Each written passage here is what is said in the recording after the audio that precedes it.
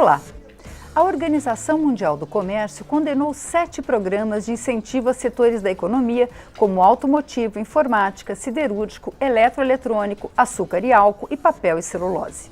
A OMC respondeu à demanda levantada pelo Japão e União Europeia, que alegam que os benefícios concedidos pelo governo brasileiro violam as regras de comércio internacional, gerando concorrência desleal.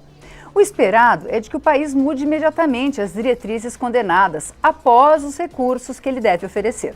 De acordo com o ministro das Relações Exteriores, José Serra, o Brasil tem interesse em levar essa demanda pelo menos até o fim de 2017, quando chega ao fim também o programa Inovar Alto, que beneficia a indústria de automóveis. Mas há setores da economia que não veem a condenação como algo definitivamente ruim para o país. Para esse grupo, é hora de uma nova política industrial e até mesmo de reformar a estrutura de impostos. O Expressão Nacional vai debater o tema com o professor de Políticas de Comércio Exterior e de Economia da Fundação Getúlio Vargas, Paulo Ferracioli. O deputado Heráclito Fortes, do PSB do Piauí, ex-presidente da Comissão de Relações Exteriores. O gerente executivo da Política Industrial da Confederação Nacional da Indústria, João Emílio Gonçalves, e o deputado Hélder Salomão, do PT do Espírito Santo, integrante da Comissão de Desenvolvimento Econômico, Indústria, Comércio e Serviços. Infelizmente, nós não poderemos contar com sua participação, porque esse programa está sendo gravado.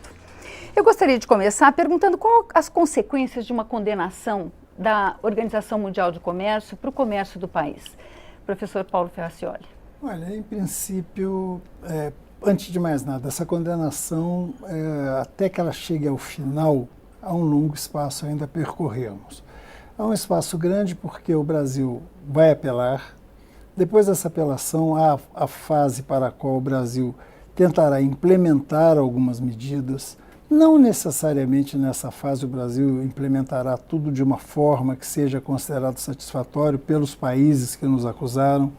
Nós apresentaremos, eles possivelmente discordarão, haverá um novo painel para ver se a nossa implementação foi cumprida. Se perdermos o painel, nós podemos apelar de novo, que ainda temos uns anos pela frente, se optarmos por fazermos os recursos possíveis. Por outro lado, não há uma consequência, não há, como muita gente imagina, uma multa, não há nada. A única coisa que nós temos que fazer é, imediatamente, começarmos a pensar no que nova política industrial queremos. Eu acho que isso é que é extremamente importante. Que aspectos devem ser mais bem pensados? E outro aspecto a ser lembrado é que não existe o problema que muita gente imagina, e se a gente ficar prorrogando, depois vai ter que pagar algo pelo passado, não existe condenação sobre o passado, existe para o futuro. Se nós segurarmos judicialmente, por vias processuais, por mais 2, 3 anos esse processo, que seja mais um ano, no dia que a coisa se encerrar, tudo que nós temos que fazer é implementar novas medidas e deixarmos de utilizar as medidas que usávamos até agora. Só isso. Deputado Heráclito Fortes, qual a sua avaliação por essa condenação? Olha, isso é resultado do país que ousa. Quem recebe esse tipo de retaliação é porque ousou, avançou. E esses países que se sentem dono do pedaço, você citou o Japão, citou os Estados Unidos, eles não querem concorrência, eles querem ser absoluto. Eu acho que o Brasil está na política certa. Erra quando foca setores errados. Eu, pessoalmente, tenho uma discordância muito grande com relação ao que nós fizemos no que se diz respeito à isenção de IPI. Nós enchemos o nosso país de automóveis, dando isenções para multinacionais, e o resultado não foi positivo para o país. A indústria lotou mais do que a média mundial, é só você examinar, essas estatísticas mostram isso. Começou a se vender carro barato demais, os pátios brasileiros estão aí. Na hora que você para o IPI, há uma retração de venda. É só com relação a isso que eu faço um reparo. Acho que foi uma política errada, durou mais ou menos uns 4 anos, né, professor? Mais ou menos uns 4 anos. Mais, né? 2000, Ou mais ou menos isso. Isso, exatamente. Se nós tivéssemos 2013. feito essa isenção para outro setor, 2011. não é isso? Se nós 2011. tivéssemos levado para outro setor, talvez que o resultado tivesse sido melhor. Do resto, eu acho que o Brasil tem que continuar usando, tem que brigar com o MC e tem que enfrentar os gigantes. Nós somos um país em crescimento, nós somos um país emergente, ou como eles queiram chamar, mas nós temos que usar. João Emílio Gonçalves, como é que vocês avaliam na CNI essa condenação, se pode haver consequências para a indústria brasileira? Bom, a gente vê com grande preocupação porque é de longe o maior caso que o Brasil já enfrentou na OMC. Né, pelo volume, pela quantidade de programas envolvidos num caso só e pela quantidade de setores que podem ser afetados direto ou indiretamente. Né, diretamente são os setores que você mencionou já no início e indiretamente no caso de uma retaliação. Acho que realmente eu concordo com o professor Paulo que os resultados não são imediatos, mas a gente tem uma sinalização de empresas que investiram nos últimos anos e investiram muito, algumas delas, baseados num determinado ambiente, em determinadas condições, e essas condições tendo que mudar e tendo que ter uma sinalização para que elas entendam como vai ser o ambiente, quais vão ser os custos, eu acho que isso traz uma importância da gente começar a pensar em face dessa condenação, em como que a gente vai reformar essas políticas brasileiras.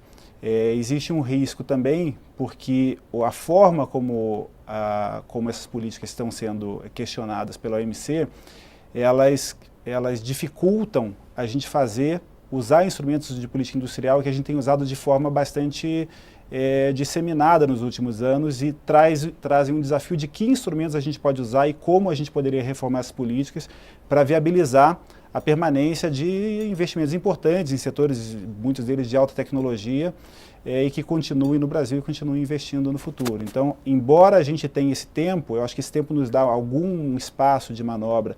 Vai ter apelação, que a gente pode questionar, o Brasil vai poder discutir em que medida esses regimes precisam ser adaptados, vai poder se defender e buscar um resultado um pouco melhor, mas pensando no longo prazo, a gente tem que levar em consideração que os impactos são bastante amplos na indústria brasileira. Deputado Helder Salomão, como é que o senhor avalia esse momento? Bom, eu acho que as palavras iniciais do professor Paulo, elas desmistificam um pouco essa condenação, porque pode passar a impressão para muitos que essa condenação é fato consumado e que o Brasil terá prejuízos irreparáveis com isso e nós sabemos que não é verdade. Eu creio que nós estamos vivendo um momento de crise na economia brasileira, mas também de crise na economia internacional, e talvez esta manifestação da OMC pode ser uma oportunidade para o Brasil. Primeiro, nesta linha de rever sua política industrial, mas também na linha que o deputado Heráclito Fortes falou, e eu concordo, o Brasil não pode abrir mão de ter a sua política industrial. Não pode ficar submisso, né, a interesses estrangeiros que, certamente, se nós olharmos um pouquinho na história, veremos que num passado recente, os europeus utilizaram esses mesmos instrumentos para potencializar a sua indústria e a sua economia. E agora tentam criar dificuldades, não só para o Brasil, mas para outros países em desenvolvimento, porque, né, foi claro, nas 400 páginas, tem muitas questões, né, nesse relatório da OMC. E uma das questões é que eles são enfáticos em dizer que as medidas adotadas no Brasil prejudicaram as indústrias estrangeiras. Então, eles estão querendo, na verdade, também, né, para falar o português claro, proteger as suas economias e as suas políticas industriais. Então, o Brasil, eu também concordo que houve, né, talvez, erros por conta da definição dos setores que foram beneficiados. Em alguns casos, podemos dizer que houve exageros nesses subsídios que foram dados à indústria, mas a verdade é que se ela não conseguiu produzir o que se esperava, também é verdade que ela serviu para um momento de enfrentamento da crise da nossa economia, da economia internacional, para garantir minimamente a geração de empregos no nosso país. Embora eu acho que a gente deveria, inclusive, aproveitar este momento aqui para debater quais os desafios que temos para, né, implementarmos e revermos a nossa política industrial. Eu penso que nós não podemos abrir mão disso e não pensarmos isso isoladamente. Como que nos fortalecemos no Mercosul? Como que nos fortalecemos nas relações com as demais potências mundiais, com o G20, com outras economias, porque isso certamente, né, pode mudar o paradigma da nossa política industrial. Eu vejo que nós precisamos pensar em soluções que fortaleçam a nossa indústria, fortaleça a nossa perspectiva de desenvolvimento, mas também que ela não seja exclusiva, excludente, que ela esteja articulada, né, de maneira solidária, porque quem é do comércio sabe, não é fácil, né? O comércio é muito competitivo, então solidariedade no comércio é um negócio difícil. Mas, enfim, é preciso pensarmos uma nova ótica de organização da economia, do comércio no mundo, para que nós possamos, de fato, ter aí, né, condições de que não só aqueles que já se desenvolveram, aqueles que são todo poderosos, tenham a garantia das suas políticas de proteção da sua indústria e do seu comércio e da sua economia, mas que isso também garanta aos países de desenvolvimento. Eu concordo que o Brasil precisa usar.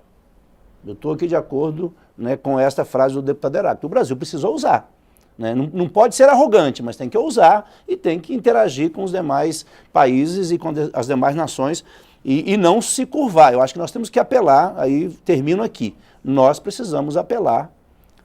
A minha avaliação é que nós temos que recorrer em todas as instâncias que pudermos e, como disse o professor, isso não vai se resolver possivelmente neste ano de 2017. Isso deve, né, seguir aí pelos anos à frente. Permitam-me fazer um pouco o advogado do diabo. Uma das críticas que a gente viu aí nos jornais nos últimos dias é que o Brasil, na construção da sua política industrial, nesses setores que a gente tem assistido, parece que procurou tudo para irritar a OMC, procurou seguir todos os pontos que iriam causar problema, né, no sentido de dar incentivos que a OMC considera indevidos. Mas a gente falando numa política, numa nova política industrial, a gente vê que tem setores do país que estão sendo beneficiados por essa política industrial, né? Tem setores específicos que estão sendo especialmente beneficiados. Se seria o caso de fazer, como alguns outros especialistas defendem, uma política industrial que beneficiasse a indústria como um todo, a economia como um todo, e não apenas setores específicos onde se pretende que que se desenvolvam, ou, por exemplo, uma política que estimule produtividade? Eu acho que esse é um tema fundamental, porque, como foi dito aqui, um país tem que ousar. O deputado foi muito feliz. Mas o país também não pode deixar de fazer sua política industrial. Tem que fazer escolhas, ter opções, verificar formas de apoiar o setor industrial, que é um fator fundamental na geração de emprego, um setor fundamental na geração de demanda para o setor de serviços.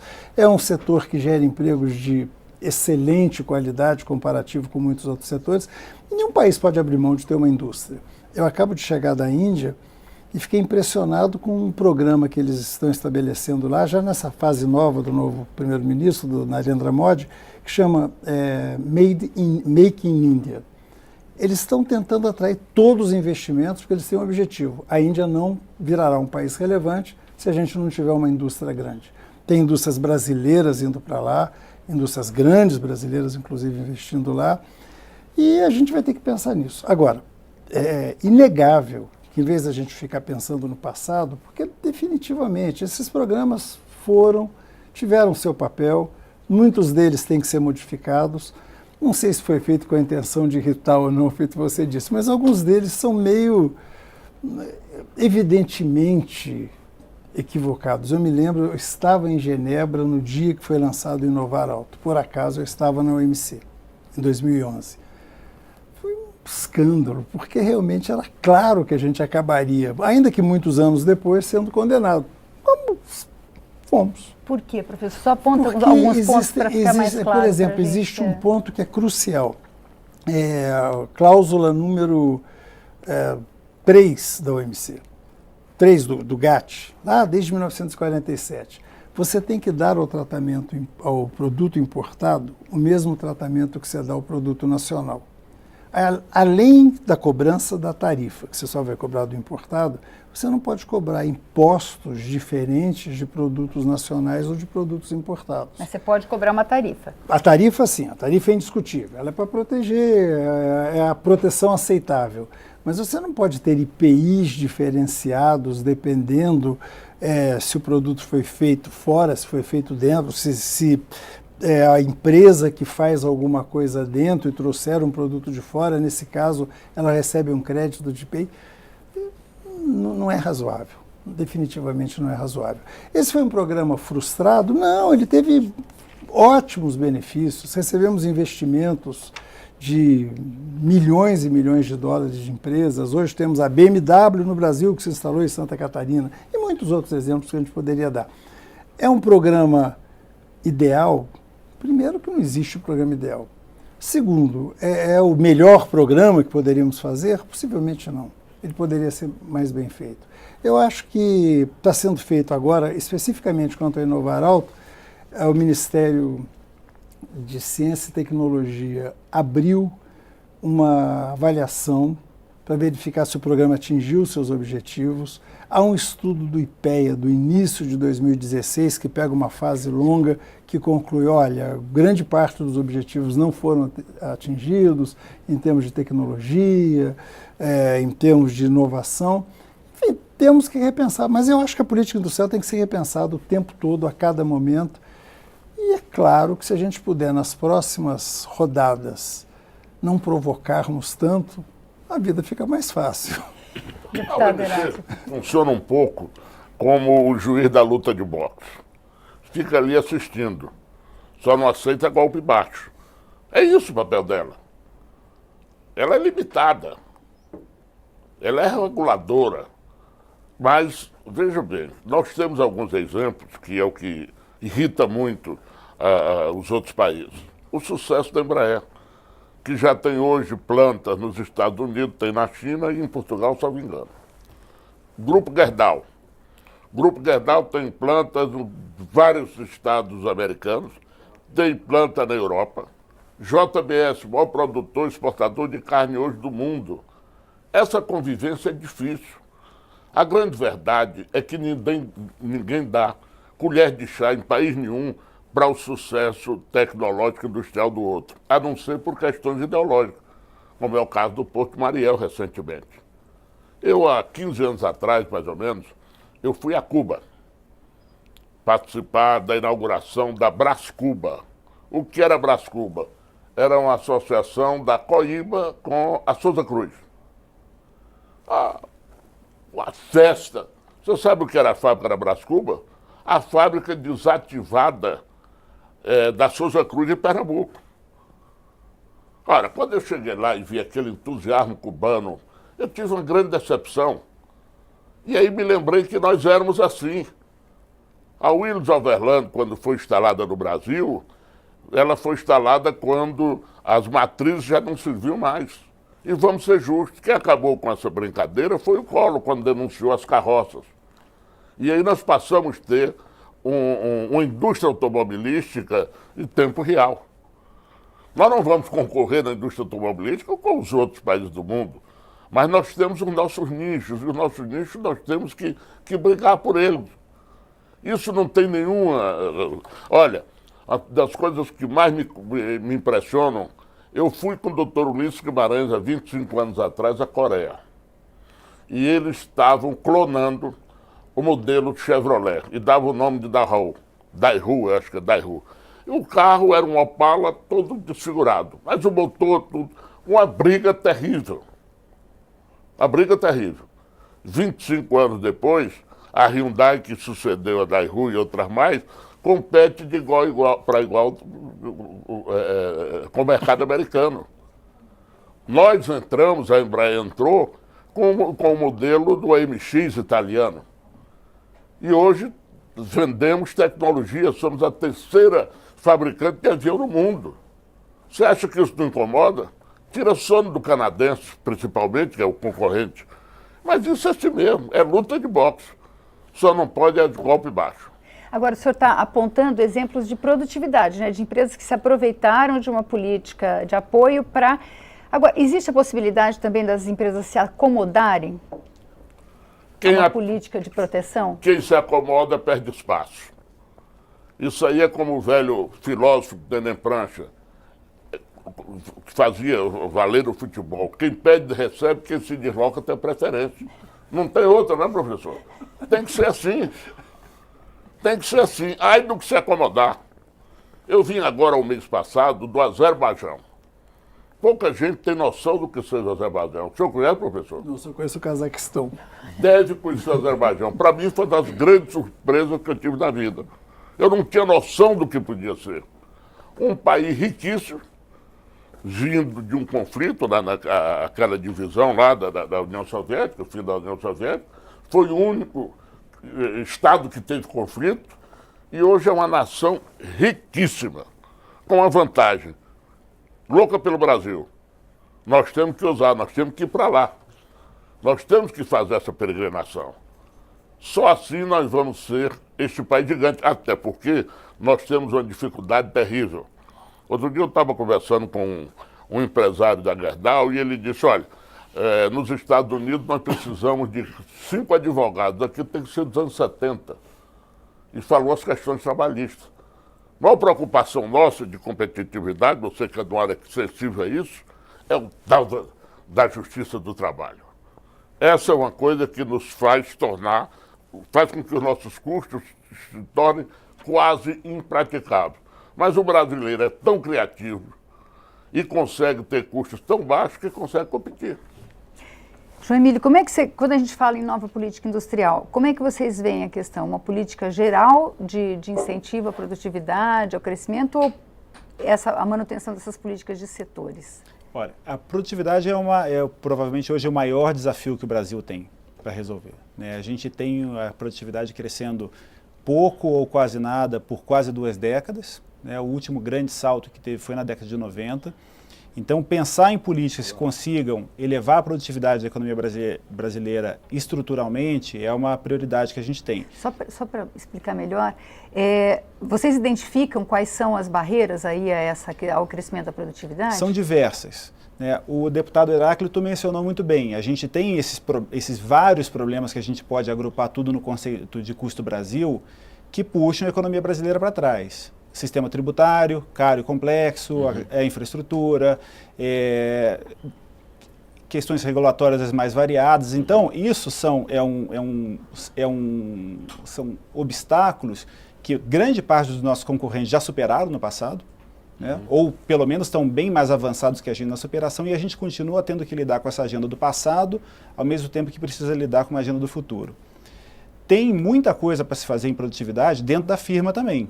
A gente desenvolveu um programa na CNI, que hoje está sendo aplicado nacionalmente numa parceria entre o Senai e o governo federal, que se chama Brasil Mais Produtivo, que é para levar melhorias de gestão para o chão de fábrica e que tem dado resultados da ordem de 40% de ganho de produtividade para as empresas. Então tem coisa para fazer dentro, isso não é suficiente. Essa agenda de melhoria de gestão e ganho de eficiência já foi também cumprida pela maioria dos nossos principais concorrentes, então a gente tem que atuar nessas várias vertentes.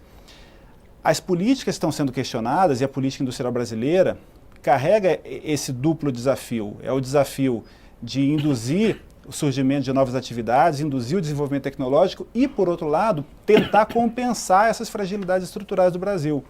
Isso é um dos problemas que a gente vê na política agora, né? O professor mencionou sobre algumas políticas que a gente tem, não são todas elas recentes, né? Nesse leque das 7 políticas que estão sendo questionadas, elas vêm desde a década de 90. Algumas são de 2011, algumas são de 1990, como a Lei de Informática.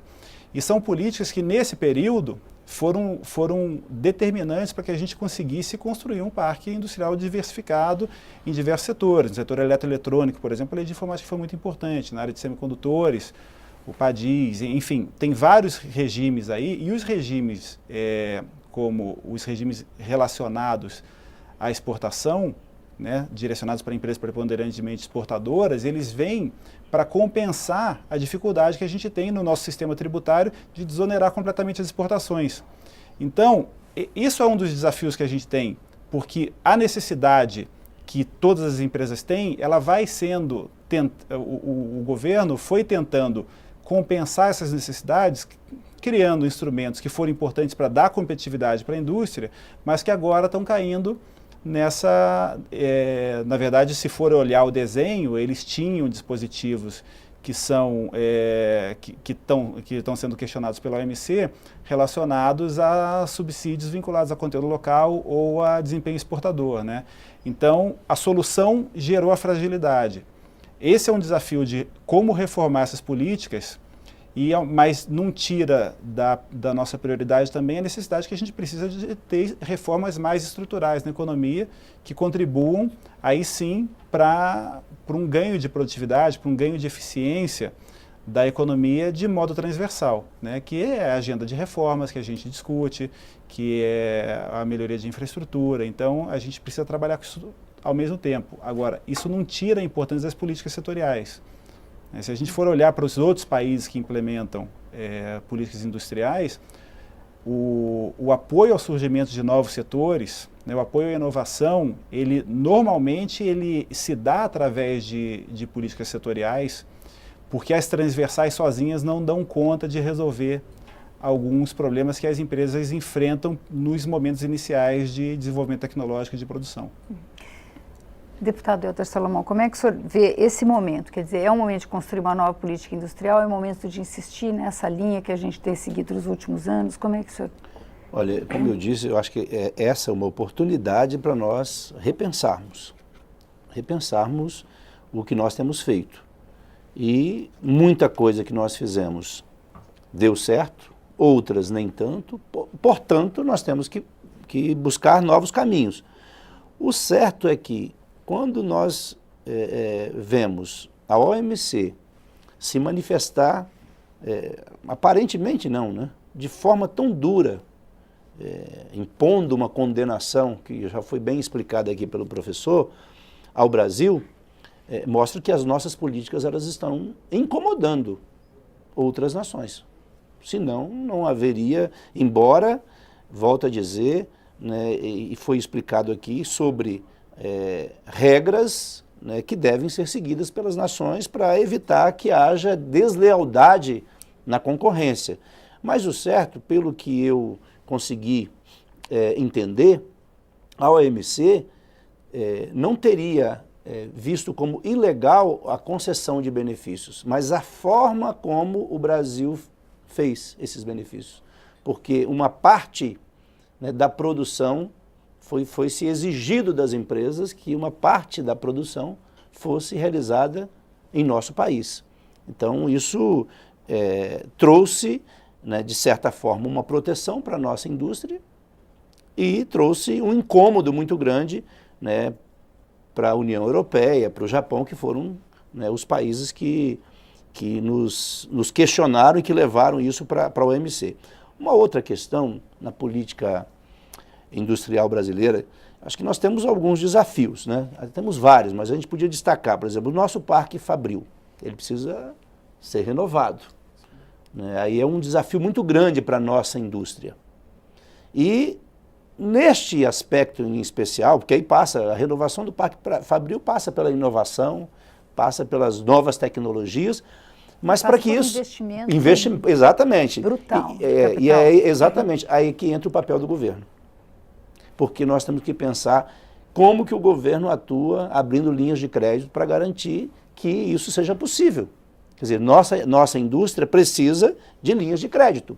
E eu defendo há muito tempo que uma política industrial não pode sequer fazer o nosso país, um país gigante, um país forte, não pode pensar apenas nas grandes indústrias. Não pode. Uma política industrial tem que ter foco também e de forma muito clara de apoio à micro e pequena empresa.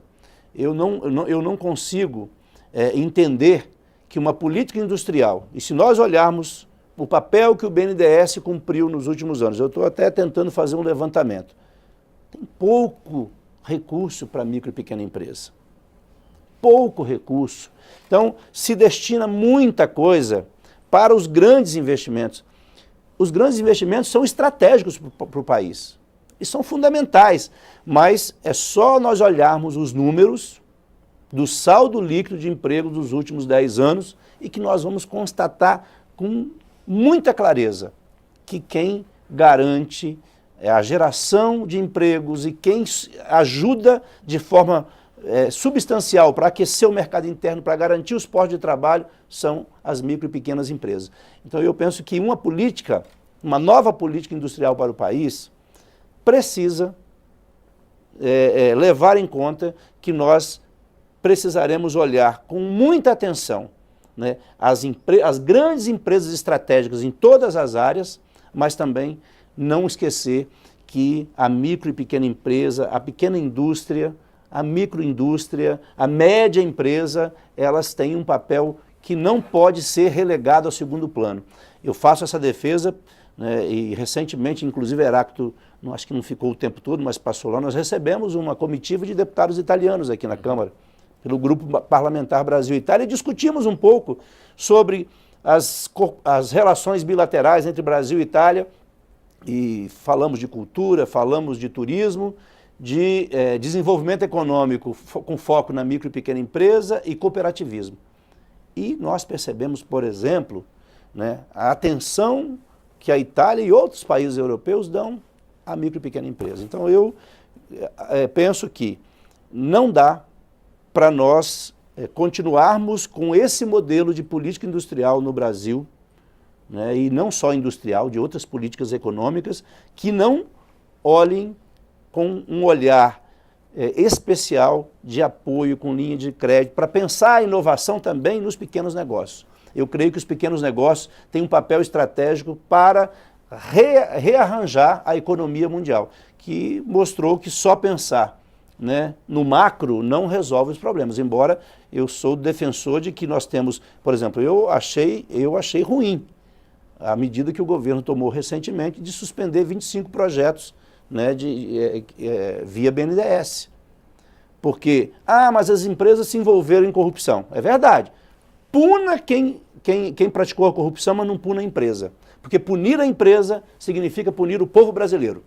E eu defendo que todos que se envolveram em corrupção nas grandes empresas brasileiras sejam exemplarmente punidos. Mas não podemos punir as empresas, porque a empresa é desenvolvimento, a empresa é negócios, é fortalecimento da nossa economia e é geração de emprego. O Expressão Nacional vai fazer um pequeno intervalo e volta daqui a pouco. Até lá.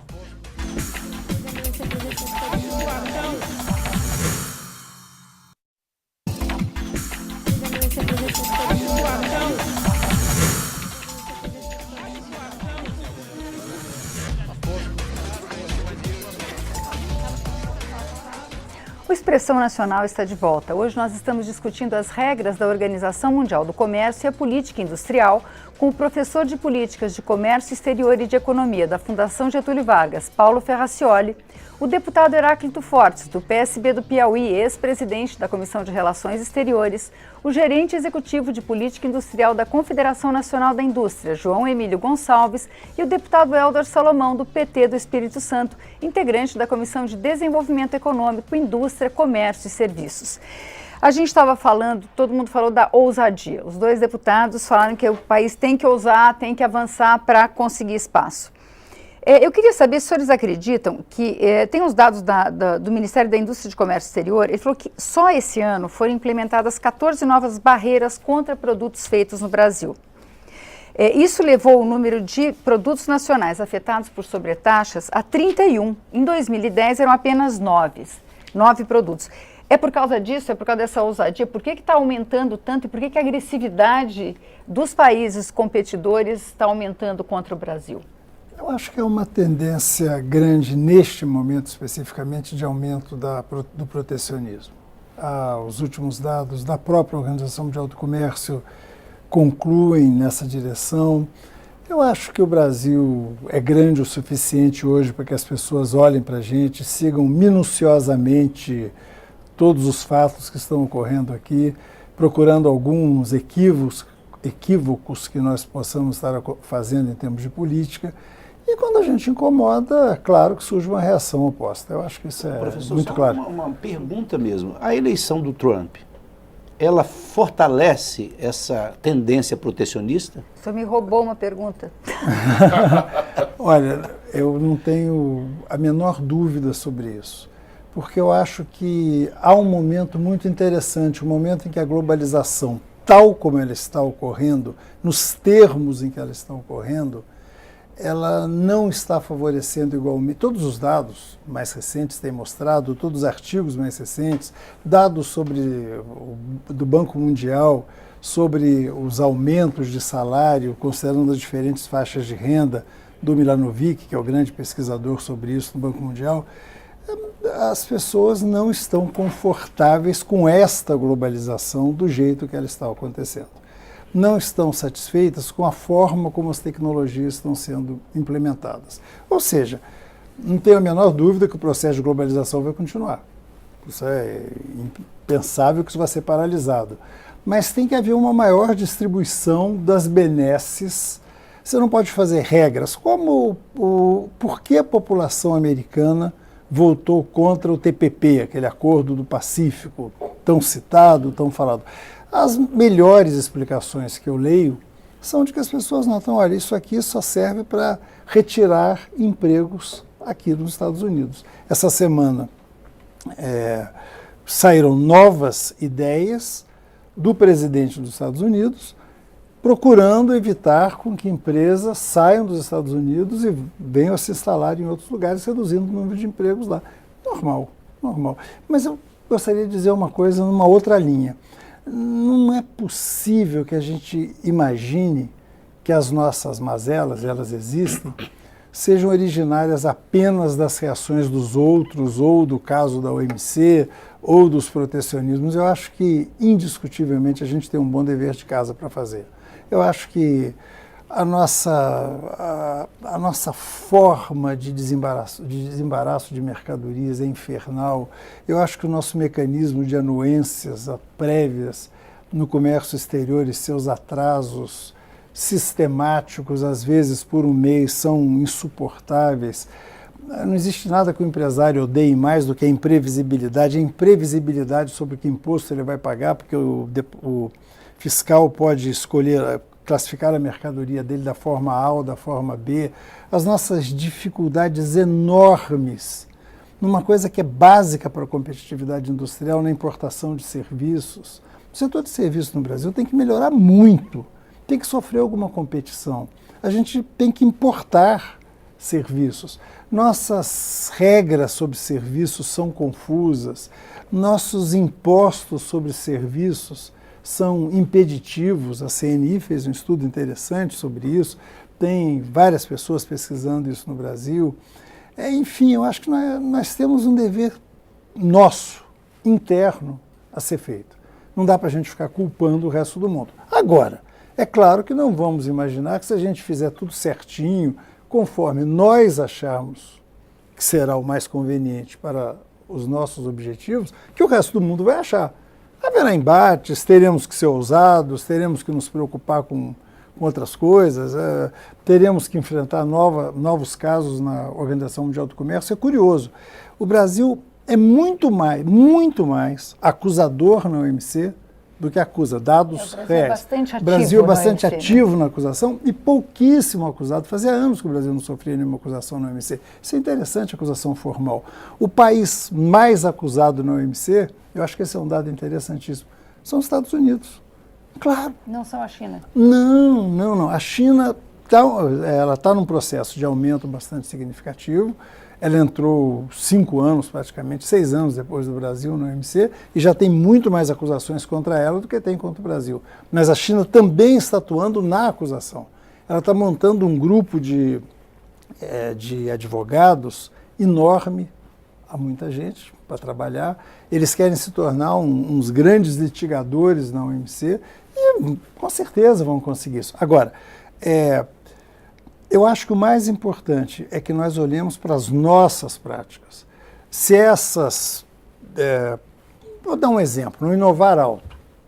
Será que a indústria automobilística brasileira está tendo um comportamento que nós julgaríamos aceitável à luz dos benefícios que ela recebeu? Será que ela respondeu cumprindo todas as obrigações? Será que ela não está sendo protegida e excessivamente, e graças a isso está vendendo carros a um preço muito mais elevado do que eles são comercializados no exterior, e usando a desculpa de custo Brasil, e há vários outros países com custo Índia, que é altíssimo, uma legislação trabalhista tão complexa feita brasileira. No entanto, os preços no Brasil, será que não precisa ser rediscutido isso? Acho que esse é um ponto. Deputado Heráclito Fortes, o senhor estava aí concordando. Pois é. Nada como estar numa mesa com professores, né? E gente aqui, como aprendiz, vai juntando um pouco que sabe. Veja como são as coisas. Há 25 anos atrás, houve a criação da União Europeia para enfrentar o poderio americano. Hoje, a União Europeia está aí. Os Estados Unidos aí. Mas a China, a Ásia, que naquele tempo era um peso quase morto, nós devemos ser mais ou menos da mesma geração. Lembra do sucesso na década de 60, quando o Japão trouxe para o mundo a sandália japonesa? Depois o radinho de pilha. E começou daí. Foram crescimentos fantásticos. 25 anos para a história não é nada. Eles saíram lá de baixo e desafiaram, porque o que acontece, a União Europeia, em termos de produção e de industrialização, está preguiçosa. Eles não estão crescendo a ritmo de que cresciam 40 anos atrás, acho que com exceção da Alemanha.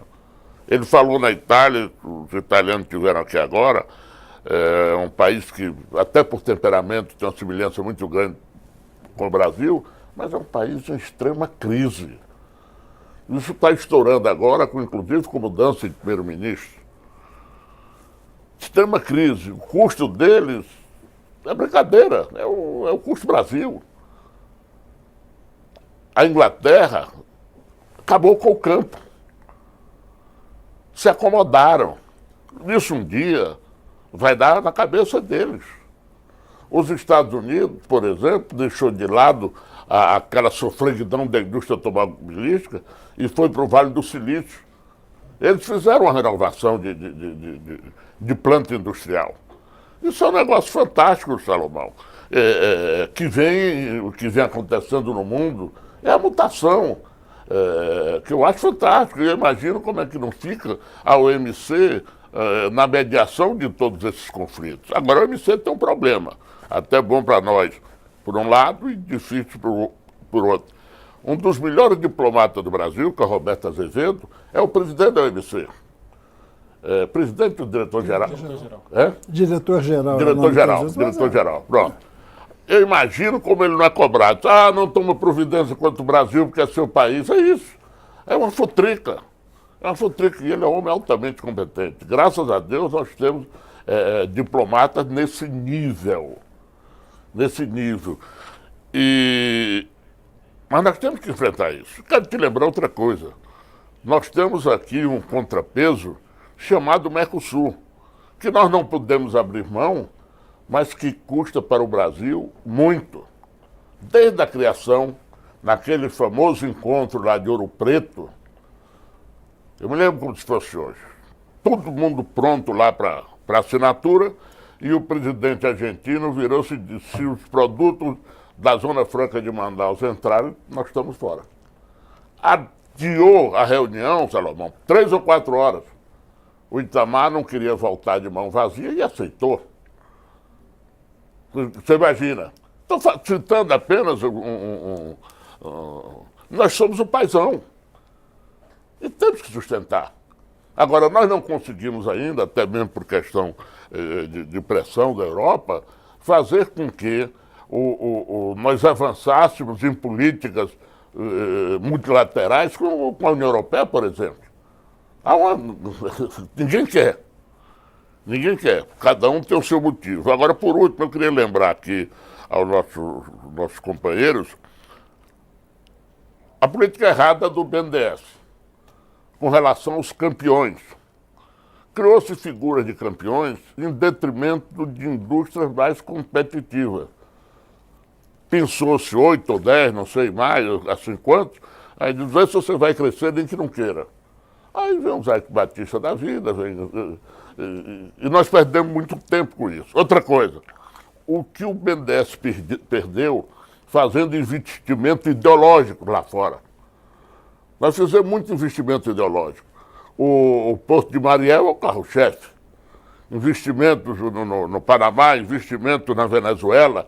Se nós tivéssemos feito todo esse investimento na República Dominicana, em El Salvador, se todos esses recursos do BNDES tivessem sido essa gordura gasta aqui dentro do Brasil, nós estaríamos em outra situação. Até porque, professor, o Brasil tem a vocação, infelizmente, de jabuti. Ele dá 6 passos para frente, vem a trovoada e para. Esconde a cabeça na carapaça, fica assim. Imagine se a gente pudesse, ao longo do tempo, desses últimos 20 anos, 30 anos, ter dado passos cadenciados e sem essas crises. O jabuti agora escondeu a cabeça. Quando é que vai botar a cabeça para fora? João Emílio, a gente estava falando dos produtos brasileiros que são questionados. Nesse caso, dessa recente condenação da OMC, alguns casos, eu vi algumas pessoas da CNI falando isso, que bastava uma mudança tributária que seria aceita. Você poderia explicar qual é a questão tributária que está envolvida aí na questão de exportações que poderia resolver parte dos nossos problemas? Sim, uma das questões relacionadas aos regimes voltados para a exportação, né, o RECAP, por exemplo, o objetivo é garantir a desoneração total das exportações. Um dos argumentos é que a gente, por conta do nosso regime tributário, da forma como o sistema opera, mesmo quando o produto é exportado, ele fica com um resíduo tributário. Então a gente não consegue desonerar, o Brasil exporta imposto, né? Então, parte desses regimes, eles acabam servindo para compensar essas disfuncionalidades que a gente tem no sistema tributário. Você vai somando nas diversas cadeias produtivas, nos diversos produtos que são exportados, essa carga de perda de competitividade que eles carregam e criam um programa que compense isso aí, às vezes diretamente, às vezes indiretamente. Esse é o argumento de que se a gente tivesse uma reforma tributária que eliminasse, né, que deixasse a gente com um sistema compatível que tem fora do mundo, talvez algum desses regimes a gente não precisasse ter. Eu queria voltar num comentário, porque a gente tem, obviamente, quando a gente pega um caso desse tamanho, né, ele é muito emblemático, ele tem risco de gerar jurisprudência, inclusive para outros países em desenvolvimento. Parte da avaliação que a gente tem é que esse é o objetivo também. O Brasil é um país em desenvolvimento importante, né, ganhou projeção política e acaba influenciando muitos outros. Então, porque se a gente for olhar, tanto a União Europeia quanto o Japão têm empresas no Brasil muito beneficiadas por esses regimes, por todos eles. Então não é uma questão de empresa, é muito mais uma questão sistêmica de limitar a capacidade que o Brasil tem de aplicar políticas que, creio que foi o deputado Helder Salomão que mencionou, muitas delas que já foram utilizadas nos países em desenvolvimento. Realmente, a OMC é relativamente recente, se a gente for pensar em os países desenvolvidos de hoje, desde o século XIX, implementaram muitas políticas que hoje as regras não podem mais ser usadas, mas que a gente assinou, né? Então a gente precisa seguir. E aí tem uma coisa importante, né, que o professor Ferracioli mencionou, o Brasil também é muito beneficiado por esses regimes, né? Um dado que a gente tinha, não sei como é que está, talvez tenha mudado um pouquinho, mas até 2015 o Brasil tinha sido parte ativa em 26 casos na OMC e tinha sido questionado em 15. Quer dizer, a gente era muito mais... as regras, historicamente, têm servido muito mais para proteger os interesses brasileiros do que contrárias, né? Dos países que estão na OMC, o Brasil é o quarto que mais utiliza os mecanismos de solução de controvérsia. Então, nesse momento, obviamente, a gente está olhando o sistema está sendo prejudicial a nós. mas na maior parte do tempo ele foi muito útil a nós em vários casos, caso do algodão, no caso do setor aeronáutico, né? Então ele traz, sem dúvida, um benefício. Agora, volto a dizer, os regimes que estão aí, que têm realmente fragilidades, né, alguns deles na condenação vinculados a instrumentos que não são aceitos pela OMC, eles deram resultado. Não dá para dizer que os regimes foram inócuos. Então, setores inteiros se desenvolveram no Brasil com base nesses regimes. O próprio Inovar Alto, se a gente for ver os investimentos que foram feitos recentemente, várias montadoras se instalaram, provavelmente não tem nenhum país no mundo com tanta montadora diferente quanto o Brasil tem, e fizeram investimentos que eram obrigados pelo modelo para aumentar a eficiência veicular. Então, houve contrapartidas para as empresas. Não podemos mais, dependendo do resultado, obviamente, da apelação que vai acontecer, né? Podemos ter que fazer alguns regimes, mas é importante que a gente tenha regimes que sejam capazes de dar segurança para esses investimentos que já foram feitos e para permitir que novos sejam feitos no futuro. Deputado Helder Salomão, o senhor acredita que houve retorno dessas políticas? Quer dizer, que agora a gente estão sendo questionadas, mas houve esse retorno que, por exemplo, o João Emílio apontou, que o professor Ferracioli questionou. Quer dizer, as empresas corresponderam aos benefícios que o país deu para elas? Não, com certeza que houve retorno para a população brasileira. Imaginemos se o Brasil não tivesse adotado essas medidas, naquele momento, né, de fragilidade da nossa economia, o que significaria só no quesito emprego, empregabilidade no Brasil, sem essas medidas. Então, claro que trouxe benefícios para a população, houve investimentos no nosso parque industrial, mas eu acho que é pertinente a questão levantada pelo professor Paulo. Assim, o governo tem um papel, né? Eu já fui prefeito durante 8 anos. E eu lembro que, logo que eu assumi a administração, um grupo de empresários chegou para mim e disse: olha, se a prefeitura não atrapalhar, já está bom. Eu disse: não, o poder público não só não deve atrapalhar, como deve colaborar com o desenvolvimento. Deve ser o indutor do desenvolvimento.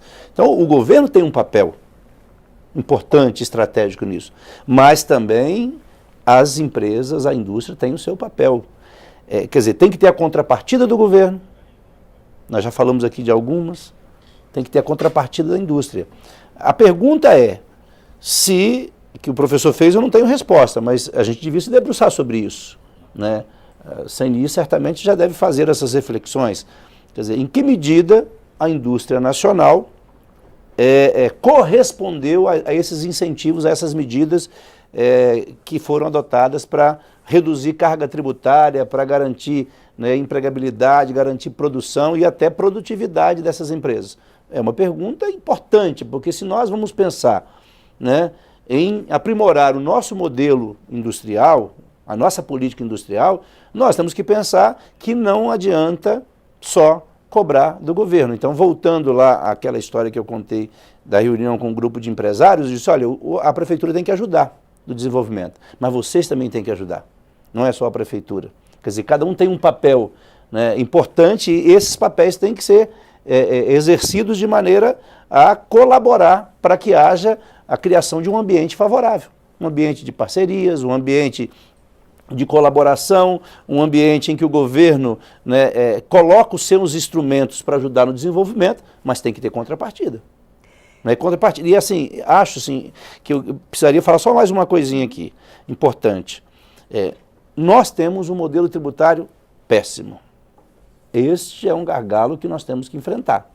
Né? Nós tivemos muitos avanços no Brasil, mas vamos pegar aí as últimas décadas, nós não conseguimos sair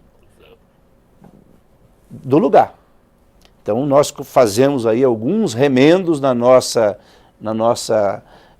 legislação tributária. No caso da micro e pequena empresa, eu acredito que houve um avanço grande, inclusive, né?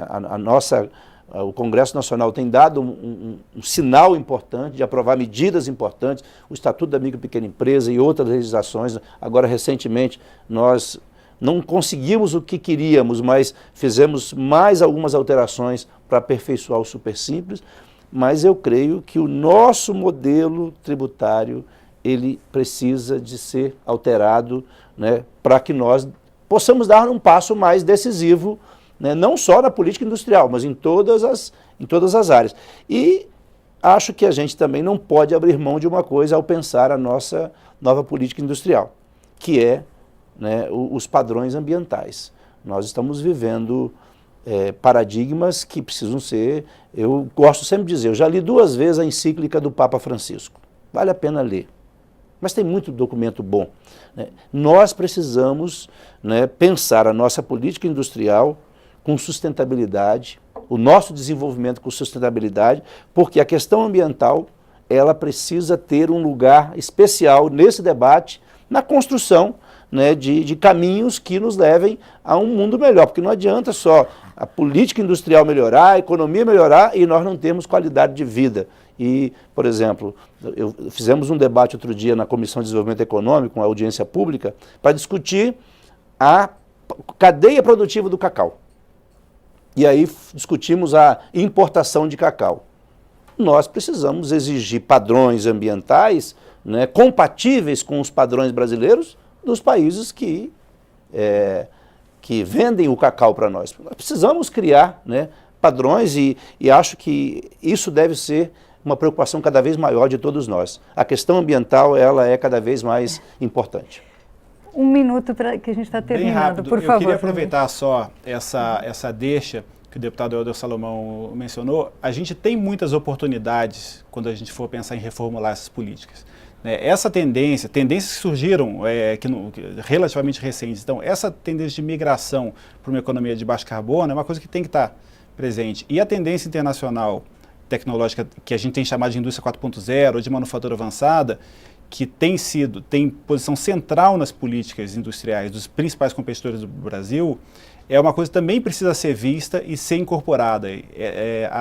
Que tipo de produto? Só para traduzir para a gente. Ela é uma tecnologia muito mais voltada aos processos produtivos, de incorporação de tecnologias digitais, né? A mais famosa é a impressão 3D, né? A manufatura aditiva, mas o uso de Big Data, de inteligência artificial, que tem prometido gerar ganho de produtividade e eficiência muito grandes dos outros países e que a gente aqui no Brasil está construindo uma agenda para conseguir incorporar isso aí. Então, essa agenda de modernização do parque tem que olhar não para a modernização como a gente conhecia, mas para essa modernização que vai chegar. E essa transição para a economia de baixo carbono também é outra preocupação que vai ser determinante para garantir a competitividade da economia brasileira, da nossa indústria, no médio e no longo prazo. Eu queria fazer uma observação rápida sobre o que o deputado Helder Salomão falou, que é extremamente oportuno. Essa questão das pequenas, médias, microempresas, elas, este ano, na OMC, no mês de setembro, eu estava lá, vi o Fórum Público, e o tema central foi a inclusão.